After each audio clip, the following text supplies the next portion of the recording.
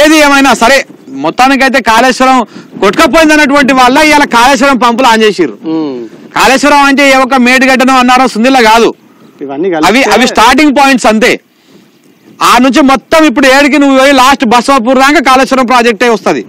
బసవాపూరే కాదు, ఇప్పుడు చివరికి నీకు దీనిపైన ఉన్నటువంటి అప్పర్ మానేరు లేకపోతే ఇంకా ఆ ఏడ మల్లన్న సాగర్ లో పడ్డాక నీకు అక్కడ ఒక వాగు నుంచి పడి నీకు నిజాం సాగర్ అవి కూడా అల్ల నుంచే పోతుంది స్టెబిలైజేషన్ కింద రివర్స్ పంపింగ్ ద్వారా.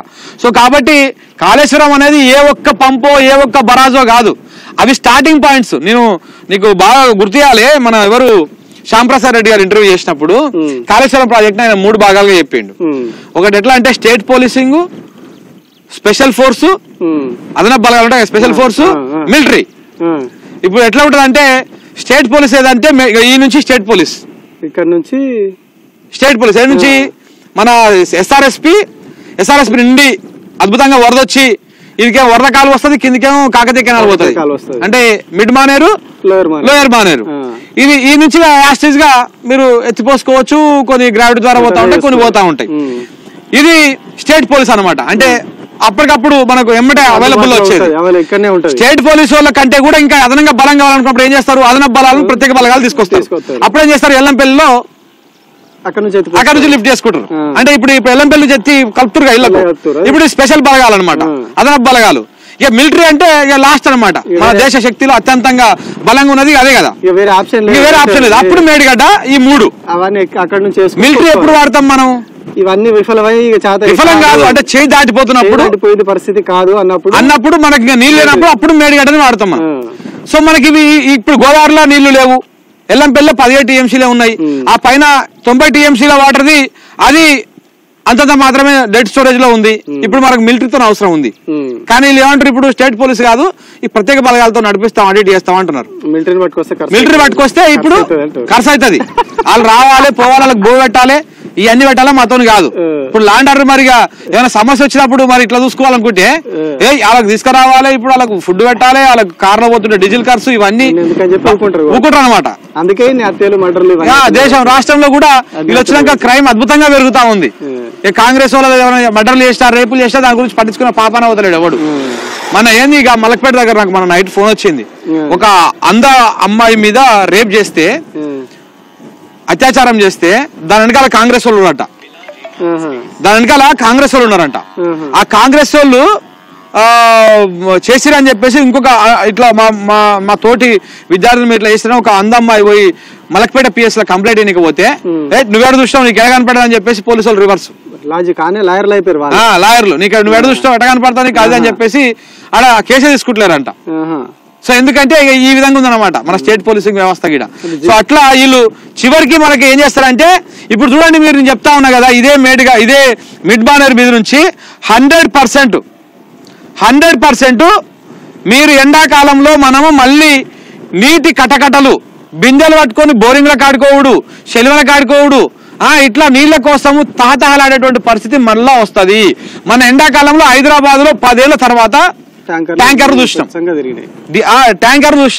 ఇప్పుడు మళ్ళీ వచ్చే ఎండాకాలం కూడా ఇప్పుడు ఇన్ని నీళ్ళు పోతా ఉన్నాయి గోదావరిలో, ఏది ప్రాణైతే కలిసినాక ఇంత పోతా ఉన్నా కానీ మళ్ళా మన ఎండాకాలంలో మనకు నీళ్ళ ఎద్దడి వస్తుంది, నీటి కటకటాలు వస్తాయి. మన ఎండాకాలంలో చూస్తాం కదా, రైతులను యాసంగి పంట మొత్తం చేతికొచ్చినాక పంటని కట్ చేసి బర్లకేసిర్రు, ఓ దగ్గర అయితే కడుపు మండి మంట పెట్టిండు, తలగబెట్టిండు. సో ఇట్లాంటివన్నీ కూడా ఏంటంటే ఇప్పుడు అది యాసంగి దాకా కూడా పోయట్లేదు, వానాకాలం పంటకే పరిస్థితి అయితే అనే డౌట్ కూడా వస్తా ఉన్నాయి వర్షం పడకుంటే. సో కాబట్టి ఇప్పటికైనా రాష్ట్ర ప్రభుత్వం ఇప్పుడు ఈ అడుగంటినటువంటి మిడ్ మానేర్ సాక్షిగా చెప్తా ఉన్నాము, తెలంగాణ ప్రజలకు వాస్తవాలు చూపించాలన్నటువంటి ఉద్దేశంతో చెప్తా ఉన్నాము. 100% ఇక్కడ నుంచి మీరు ఇక్కడ ఈ నీళ్లు ఈ ఇలా 26 టీఎంసీలు నింపాలి, కింద 24 టీఎంసీలు నింపాలి. దీనిపైన ఇక్కడ నుంచి లిఫ్ట్ చేస్తే నీకు అనంతగిరి, రంగనాయక సాగరు, మల్లన్న సాగరు పోతాయి. ఇవన్నీ నింపితే రేపనాడు తెలంగాణ ప్రజలకు అవసరం వస్తుంది. మల్లన్న సాగర్ 50 టీఎంసీలు నింపితే రేపు తెలంగాణలో ఎక్కడికైనా వాటర్ ఇచ్చుకున్నటువంటి ఫెసిలిటీ ఉంటుంది. మనం నల్గొండ దాకా ఇచ్చుకోవచ్చు, ఇటు ఎక్కడి దాకైనా వాటర్ ఎత్తుకున్నటువంటి అవకాశం ఉంటుంది. కాబట్టి మరి ఇప్పటికైనా ఆ రాష్ట్ర ప్రభుత్వం ఆ పని చేస్తుందా, ఏం చేస్తుంది, ఇప్పటికైనా కొంత సోయిలోకి వస్తారా? మరి ఇప్పటికైనా ఉత్తమ్ కుమార్ రెడ్డి గారు జర సోయిలోకి వచ్చి మీ గట్టిన ఎల్లంపల్లి నుంచి ఎత్తుతాము, కేసీఆర్ కట్టిన మేడిగడ్డ నుంచి ఎత్తాము అంటే రేపు నువ్వు కట్టే పెళ్లి ఎండిపోతుంది, ఇంకో 3 రోజులు పంపులు నడిస్తే ఆగిపోతాయి. మరి తర్వాత ఏం చేస్తాం అనేది మరి ఉత్తమ్ కుమార్ రెడ్డి గారు చెప్పాల్సినటువంటి అవసరం ఉంటది.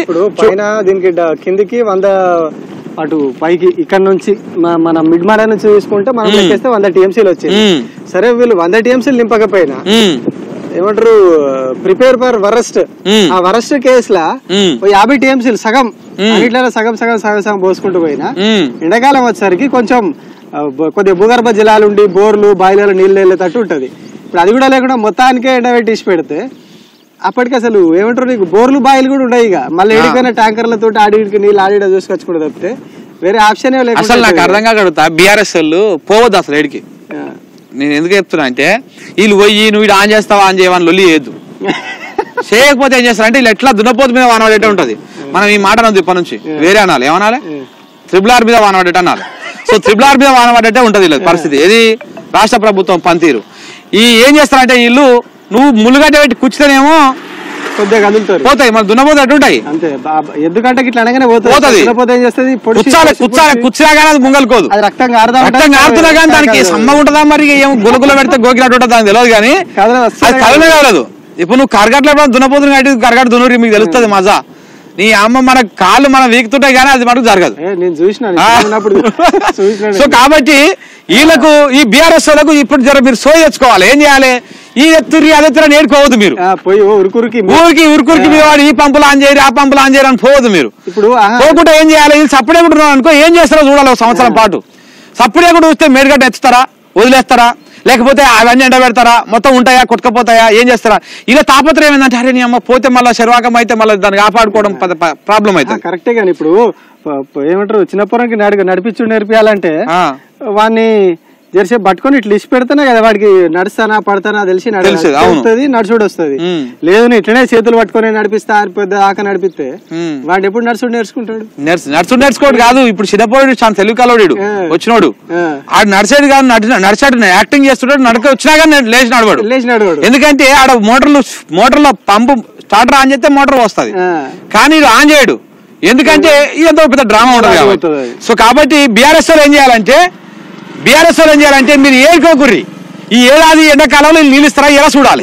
ఎండాకాలం ప్రజలకు కూడా తెలిసి వస్తుంది. అప్పుడు ఏమైంది అంటే అరే నీ అమ్మాయి నీళ్లు పోతున్నా కానీ ఎందుకు ఎత్తలేరు అనేది ఇప్పుడు చేసి మంచి ప్రజలకు అర్థమవుతారు చెప్పారు. బాగా మంచిగా చెప్పారు.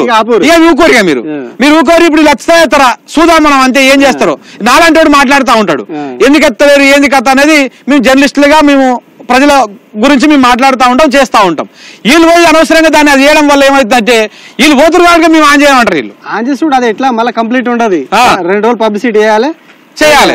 సో కాబట్టి సరే బీఆర్ఎస్ కోసమే ఆన్ చేసి ఉంటే మరి 2 రోజులు వస్తారు దాన్ని చూడాలి.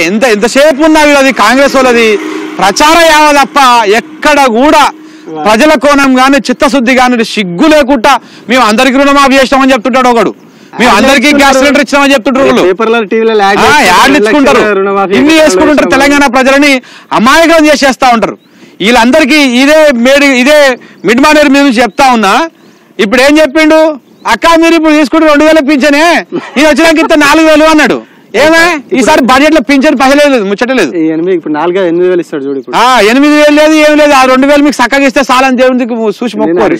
అసెంబ్లీలో చెప్తాడు. ఇప్పుడు అయిపోయి అనేది ఇది జూలై రాలేదట, మేది రాలేదట. ఇప్పుడు అయిపోతే జూలై కూడా తయారైతుంది. 3 నెలల పెన్షన్ ఇప్పుడు దిక్కులేదట పాప.